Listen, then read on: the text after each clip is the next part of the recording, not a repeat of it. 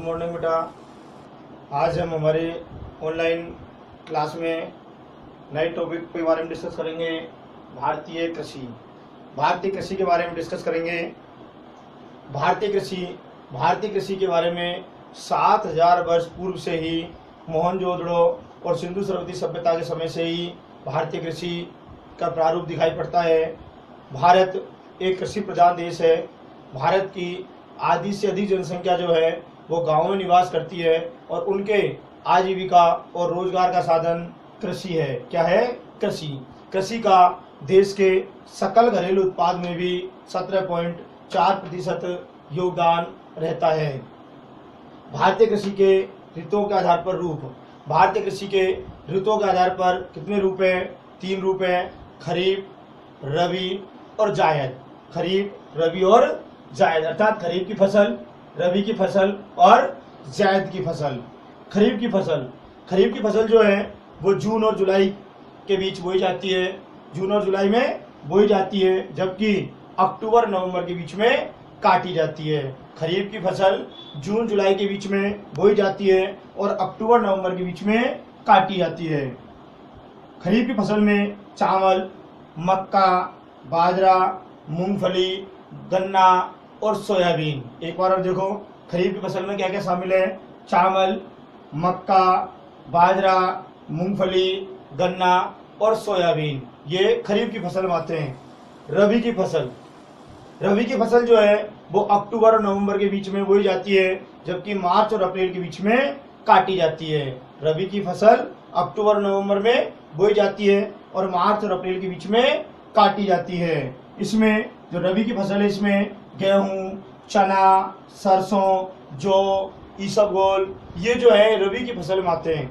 जायद की जो फसल है ये फरवरी और अप्रैल के बीच में बोई जाती है, जबकि जून और जुलाई के बीच में काटी जाती है। ये जो जायद की फसल है इसमें खासतौर पर चारा, हरी सब्जी आती है, जिसमें तरबूज है, खरबूज है, ककड़ी है, खीरा है, ये सब जायद की फसल में आते हैं। इस प्रकार ऋतुओं के आधार पर भारतीय कृषि को 3 भागों में बांटा है: खरीफ की फसल, रबी की फसल और जायद फसलें। जबकि भारत में कृषि को उपयोग के आधार पर जो है वो 4 भागों में बांटा है। उपयोग के आधार में कितने भागों में बांटा है? 4 भागों में। पहला है खाद्यान्न फसलें, अर्थात ऐसी फसलें जिनका उपयोग खाने या भोजन के लिए किया जाता है, अर्थात उन फसलों का उत्पादन जो है भोजन या खाने के उद्देश्य से किया जाता है, उसे खाद्यान्न फसलें कहते हैं। जिसमें चावल, गेहूं, मक्का, बाजरा, जौ, ये सब जो है ये खाद्यान्न फसलें हैं। व्यावसायिक या औद्योगिक फसलें, नाम से मालूम चल रहा है व्यावसायिक या औद्योगिक, ऐसी फसलें जो व्यवसाय के उद्देश्य से अर्थात उद्योगों के लिए काम में आने के उद्देश्य से उत्पादित की जाती है, वो व्यावसायिक या औद्योगिक फसलें कहलाती है। इनका उपयोग जो है व्यावसायिक कार्य और उद्योगों में कच्चे माल के रूप में किया जाता है, जैसे गन्ना, कपास, जूट और तंबाकू। जैसे एग्जांपल गन्ना, अर्थात चीनी उद्योग के लिए क्या जरूरी है? गन्ना। तो गन्ना क्या हुआ? एक व्यावसायिक फसल, औद्योगिक फसल। कपास, सूती वस्त्र उद्योग के लिए किसकी आवश्यकता है कच्चे माल के रूप में? कपास की। तो कपास क्या हुआ? एक व्यावसायिक या उद्योगों के लिए कच्चा माल प्रदान करने वाली फसल। ये जो व्यावसायिक या औद्योगिक फसल है इन्हें मुद्रादायनी और नकदी फसलें भी कहते हैं, अर्थात व्यावसायिक और औद्योगिक फसलों को क्या कहते हैं? मुद्रादायनी और नकदी। तीसरी है बागानी फसलें। बागान, विशाल बागानों में जब जिनका उत्पादन किया जाता है, पेय पदार्थ और उद्योगों के लिए भी ये काम में ली जाती है।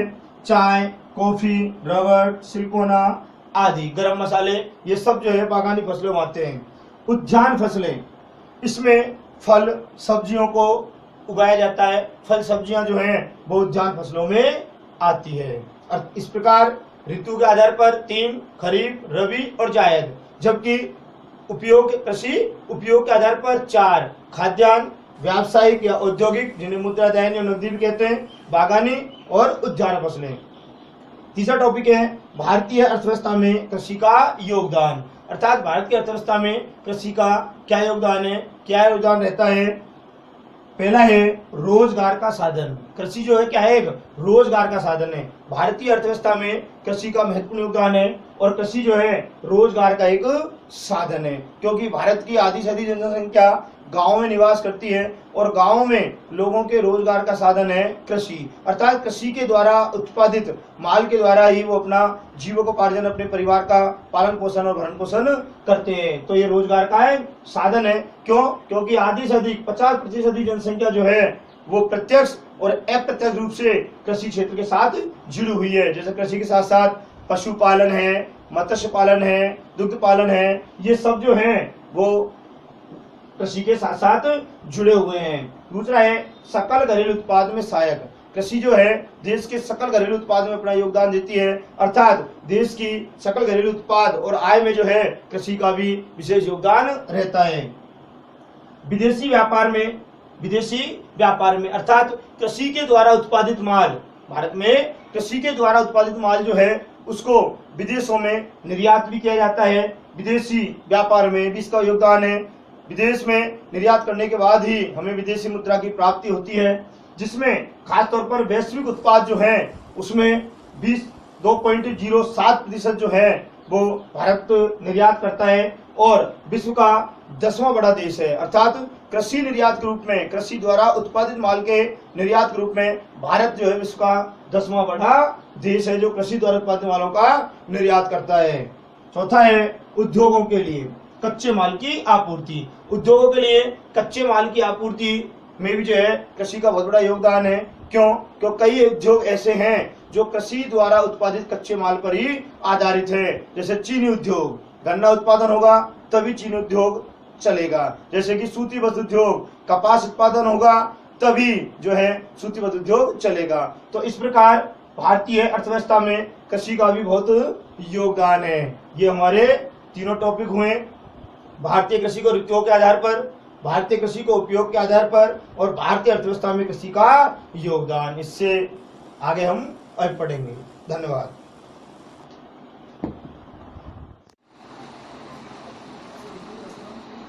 गुड आफ्टरनून बेटा। आज का हमारा टॉपिक है भारतीय अर्थव्यवस्था की विशेषताएं और नवीन प्रवृत्तियां।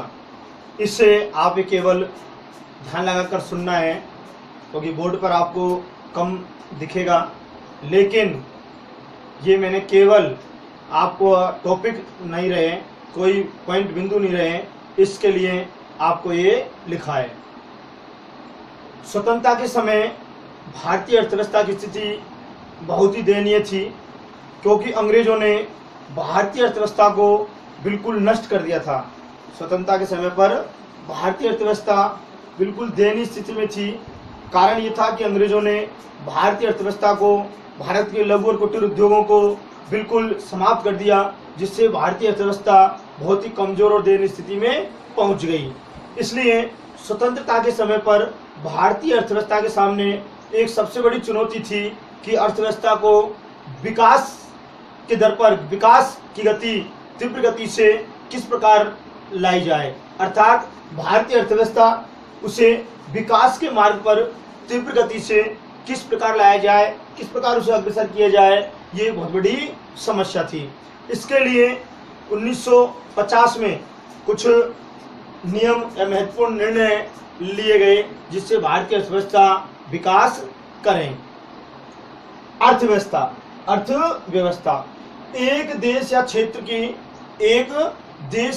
की वस्तुओं और सेवाओं के, एक देश या क्षेत्र की वस्तुओं और सेवाओं के उत्पादन, व्यापार, उपभोग आदि क्रियाओं से जुड़ा तंत्र क्या कहलाता है? अर्थव्यवस्था। एक बार देखो, एक देश या क्षेत्र की वस्तुओं और सेवाओं के उत्पादन, व्यापार, उपभोग आदि क्रियाओं से जुड़ा तंत्र क्या कहलाता है? अर्थव्यवस्था। अब है भारतीय अर्थव्यवस्था एक अविकसित अर्थात पिछड़ी अर्थव्यवस्था के रूप में। ये देख रहे हैं कि भारत की अर्थव्यवस्था को अविकसित अर्थव्यवस्था क्यों कहा जाता है, भारत की अर्थव्यवस्था को पिछड़ी अर्थव्यवस्था क्यों कहा जाता है, भारत की अर्थव्यवस्था दुनिया की अर्थव्यवस्थाओं से क्यों पिछड़ रही है, दुनिया के अन्य देशों की अर्थव्यवस्थाओं से भारतीय अर्थव्यवस्था को पिछड़ी क्यों माना जाता है, क्यों पिछड़ रही है? उसका सबसे पहला कारण है निम्न प्रति व्यक्ति आय। निम्न प्रति व्यक्ति आय भारत की अर्थव्यवस्था के अविकसित या पिछड़ेपन को व्यक्त करने का पहला बिंदु है निम्न प्रति व्यक्ति आय। भारत के लोगों की प्रति व्यक्ति आय दुनिया के अन्य देशों के लोगों की प्रति व्यक्ति आय से कम है। भारत के लोगों की प्रति व्यक्ति आय दुनिया के अन्य देशों के लोगों की प्रति व्यक्ति आय से कम है। अमेरिका, ब्रिटेन, फ्रांस, जर्मनी, इन देशों के लोगों की प्रति व्यक्ति आय भारत के लोगों की प्रति व्यक्ति आय से बहुत अधिक है। इसके अलावा भारत के जो पड़ोसी चीन और श्रीलंका, इनके बजाय भी भारत के लोगों की प्रति व्यक्ति आय कम है। इस कारण से भारत की अर्थव्यवस्था को एक अविकसित या पिछड़ी कहते हैं। दूसरा कारण है जीवन की निम्न गुणवत्ता। भारत में शिक्षा का स्तर बहुत कमजोर है, चिकित्सा का स्तर बहुत ही कमजोर है। 2011 में जहाँ 74.4% जीवन जो साक्षरता दर थी, जीवन प्रत्याशा, चिकित्सा, इन कमी के कारण भारत की जीवन की निम्न गुणवत्ता, भारत के लोगों का जीवन स्तर जो है, भारत के लोगों की जीवन स्तर की जो गुणवत्ता है वो अन्य देशों के लोगों की जीवन स्तर से कम है, जो इसके पिछड़ेपन को या अविकसितता को दर्शाती है। तीसरा है गरीबी की समस्या। भारत की अर्थव्यवस्था के पिछड़ेपन के एक मुख्य कारण, सबसे मुख्य कारण है गरीबी। सबसे मुख्य कारण है गरीबी। गरीबी क्या है? वह स्थिति जिसमें व्यक्ति अपनी बुनियादी आवश्यकताओं की पूर्ति नहीं कर पाता। वह स्थिति जब व्यक्ति अपनी बुनियादी आवश्यकताओं की पूर्ति नहीं कर पाता, वो क्या कहलाती है? गरीबी। क्या कहलाती है? गरीबी। और सुरेश तेंदुलकर की रिपोर्ट के अनुसार 2011-12 में 21.92% लोग गरीब थे। भारत में 2011 में 21.92% लोग आज भी गरीब है। गरीबी के ऊपर स्वतंत्रता के समय से ही काफी कोशिश की जा रही, लेकिन आज तक गरीबी की समस्या हमारे लिए बहुत बड़ी चुनौती बनी हुई है। आज भी बहुत बड़ी चुनौती बनी हुई है। आज भी इसका निराकरण सही प्रकार से नहीं हो पाया है। इसके रहते कोई भी कारण है कि गरीबी के रहते हुए कोई भी देश पिछड़ेपन से बाहर नहीं निकल सकता। इसलिए गरीबी की जो समस्या है ये भारत की अर्थव्यवस्था के अविकसित या पिछड़ेपन का सबसे मुख्य कारण है। सबसे मुख्य कारण है गरीबी की समस्या। अगर केवल ये पूछें, केवल दो बिंदु पूछें या क्वेश्चन आपसे केवल ये पूछें कि भारत की अर्थव्यवस्था के पिछड़ेपन या अविकसित को दर्शाने वाली सबसे मुख्य बिंदु है गरीबी की समस्या। कृषि पर अत्यधिक निर्भरता। भारत की अर्थव्यवस्था के पिछड़ेपन का एक कारण कृषि पर अत्यधिक निर्भरता भी है। स्वतंत्रता के समय जहाँ 72%, हालांकि ये बिल्कुल सही है कि पहले जो स्वतंत्र समय पर 72% लोग जो है कृषि पर निर्भर थे। आज जो है केवल 49% लोग कृषि या कृषि के सहायक उनमें आज भी निर्भर है, लेकिन फिर भी ये इतना प्रतिशत है जो भारत की अर्थव्यवस्था को अविकसित या पिछड़ी दर्शाता है। जनांकी के कारक। जनांकी कारक क्या है? मानव जनसंख्या का वैज्ञानिक तथा सांख्यिकीय अध्ययन जनांकी कारक कहलाता है। मानव जनसंख्या का वैज्ञानिक तथा सांख्यिकीय अध्ययन जनांकीय कहलाता है। जनांकी कारक पिछड़ेपन को व्यक्त करते हैं। जनांकी कारक क्या है? हमारे पिछड़ेपन को व्यक्त करते हैं। किस प्रकार करते हैं? कि हमारी जन्म दर बहुत अधिक है। आज भी हमारी जन्म दर जो है बहुत अधिक बनी हुई है। मातृ मृत्यु दर अधिक है, शिशु मृत्यु दर अधिक है। ये वो कारण है जनांकी कारक जो हमारी अर्थव्यवस्था को पिछड़ेपन को साबित करते हैं। क्योंकि 2001 से 2011 के दशक में जनसंख्या वृद्धि दर 17.64 रही। 2001 से 2011 के बीच में हमारी जो जनसंख्या वृद्धि दर थी वो 17.64 रही। और ये कहा जाता है, माना जाता है कि भारत की प्रति वर्ष जो जनसंख्या वृद्धि दर है वो ऑस्ट्रेलिया महाद्वीप के बराबर है। ये भी हमारी अर्थव्यवस्था के पिछड़ेपन को दर्शाते हैं।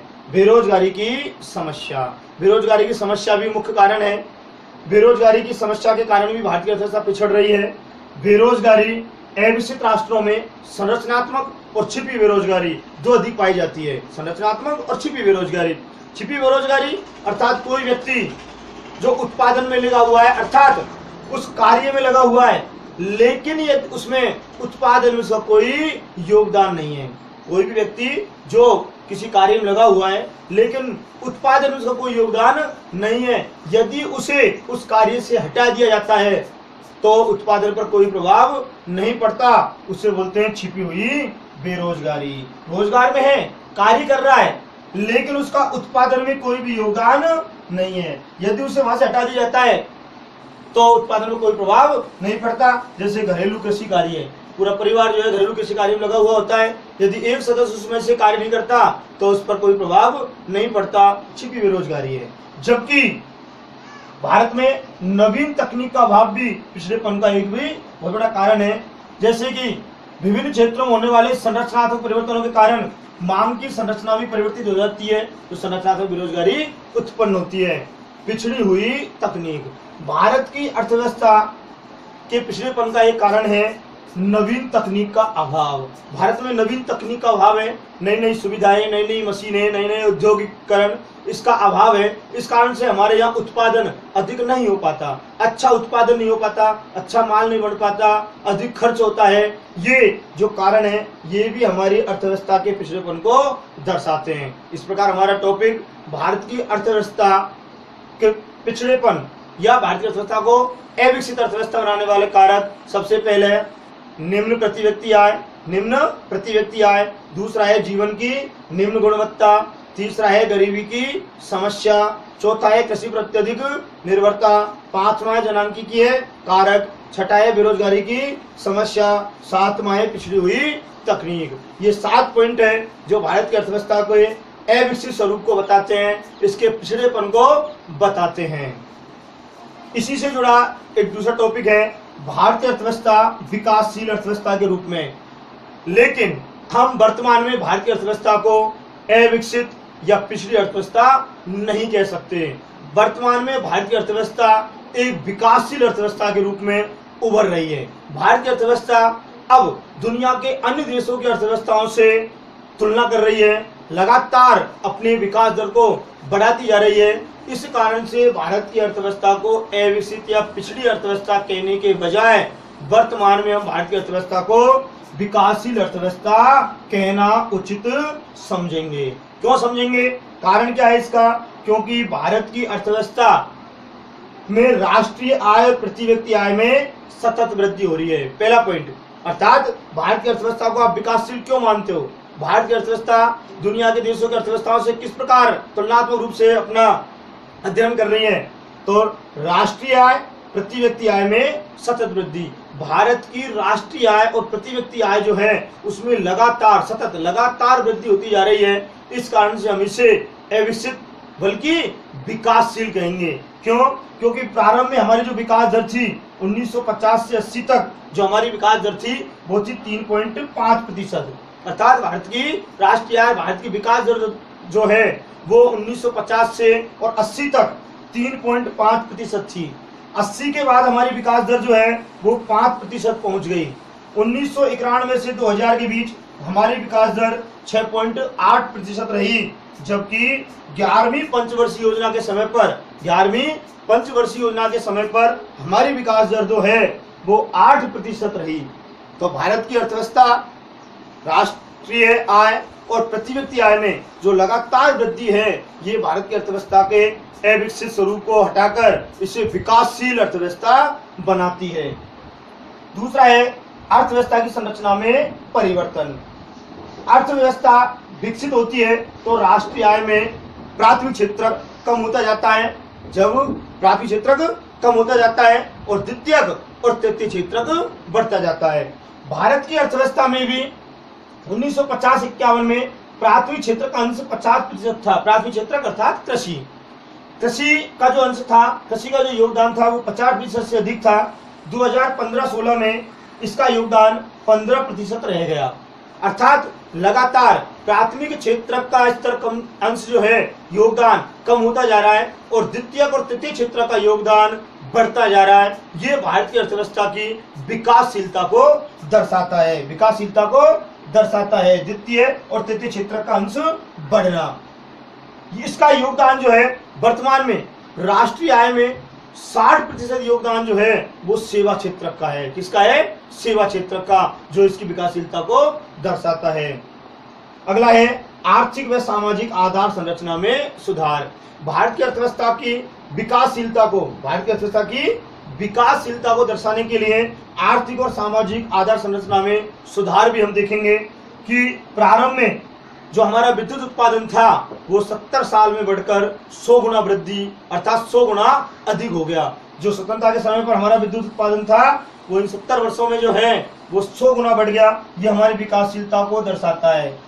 स्वतंत्रता के समय पर हमारी सड़कों की जो लंबाई 4 लाख किलोमीटर के समथिंग थी वो 50 लाख किलोमीटर के समथिंग हो गई। ये हमारी विकासशीलता को दर्शाता है। हमारी जो साक्षरता दर जो है 2011 में 74.4%, जो 51 में कितनी थी? 18.3। अर्थात 1951 में हमारी साक्षरता दर जो 18.3% थी वो 2011 में 74.4% हो गई। ये हमारी विकासशीलता को दर्शाता है। इसलिए भारत की अर्थव्यवस्था को वर्तमान में अविकसित या पिछड़ी अर्थव्यवस्था कहने के बजाय क्या कहेंगे हम? विकासशील अर्थव्यवस्था। अगर पूछा जाता है कि भारत की अर्थव्यवस्था वर्तमान में अविकसित या विकासशील, हम मानेंगे विकासशील। क्यों कहेंगे? क्योंकि राष्ट्रीय आय प्रति व्यक्ति आय में लगातार वृद्धि हो रही है, अर्थव्यवस्था की संरचना में लगातार परिवर्तन हो रहा है और आर्थिक और सामाजिक आधार संरचना में सुधार हो रहा है। ये कारण है भारत की अर्थव्यवस्था की विकासशीलता को दर्शाने। दोनों टॉपिक, भारत की अर्थव्यवस्था अविकसित या पिछड़ी क्यों है, उसके कारण निम्न प्रति व्यक्ति आय, जीवन की निम्न गुणवत्ता, गरीबी की समस्या, कृषि पर अत्यधिक निर्भरता, जनांकी कारक और बेरोजगारी की समस्या, पिछड़ी हुई तकनीक। जबकि विकासशीलता को दर्शाने वाली राष्ट्रीय आय प्रति व्यक्ति आय में सतत वृद्धि, अर्थव्यवस्था की संरचना में परिवर्तन और आर्थिक व सामाजिक आधार संरचना में सुधार। ये दोनों टॉपिक हमारे पूरे हुए। इसके अलावा हम उदारीकरण, वैश्वीकरण, निजीकरण ये नेक्स्ट टॉपिक में देखेंगे।